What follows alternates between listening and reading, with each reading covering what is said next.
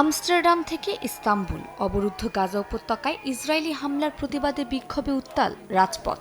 নেদারল্যান্ডসের রাজধানী আমস্টারডামে সোমবার উত্তেজনাকর পরিস্থিতি তৈরি হয় ইউনিভার্সিটি অব আমস্টারডামে। প্রশাসনিক ভবনে ঢুকে পড়েন শতাধিক ফিলিস্তিনপন্থী আন্দোলনকারী। তাদের দাবি, বিশ্ববিদ্যালয় কর্তৃপক্ষ যেন ইসরায়েলের বিশ্ববিদ্যালয় ও গবেষণা প্রতিষ্ঠানগুলোর সঙ্গে সব ধরনের সম্পর্ক ছিন্ন করে। আমরা এখানে এসেছি কারণ আমস্টারডাম বিশ্ববিদ্যালয় এখনো ইসরায়েলের সেই সব বিশ্ববিদ্যালয়ের সঙ্গে সম্পর্ক রাখছে যারা গাজায় গণহত্যায় সহায়তা করছে।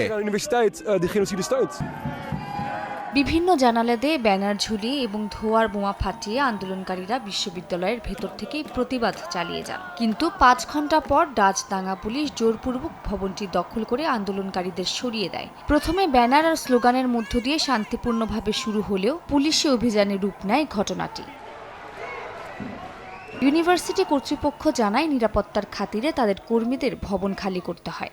বিশ্ববিদ্যালয় কর্তৃপক্ষ অবশ্য স্বীকার করেছে, গত ১ বছরে জেরুজালেমের হিব্রু ইউনিভার্সিটির সঙ্গে সম্পর্ক ছিন্ন করলেও অন্যান্য ইসরায়েলি প্রতিষ্ঠানের সঙ্গে সম্পর্ক এখনও বহাল রয়েছে।